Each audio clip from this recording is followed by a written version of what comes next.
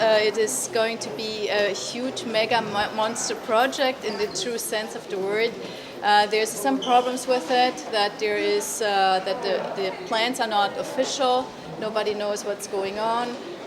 We don't know who is investing, who is really financing the project, how much is the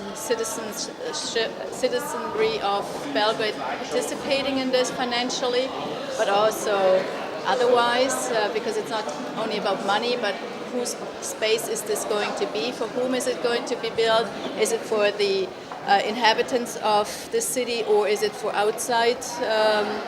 clientele that may invest into Belgrade as a form of portfolio in the international financing scheme, and then basically what you end up with, which we see in cities such as Vancouver, for example, where outside investment buys into condominium towers, but the condominium towers per se are dead. You see that in the night, that there's no light in the city in certain places of Vancouver. So that's one of the problems, but then of course the main problem here is that the lack of information that we have about this project,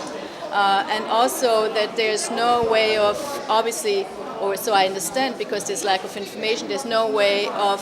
sharing your perspective, your particular perspective as an inhabitant of Belgrade, of a beautiful city, as I have discovered over the last few days that I've been here. It's quite intriguing to be here, and I think you have a lot of charm. And what makes you distinct from other cities at this point is that you are somebody. You know, you have a good feel to it that other cities around the world, and I've lived in many cities, have lost over the last 20 years because they exactly bought into such large-scale projects as it is proposed here, and they lost their own identity over it. So the cities are becoming much more alike,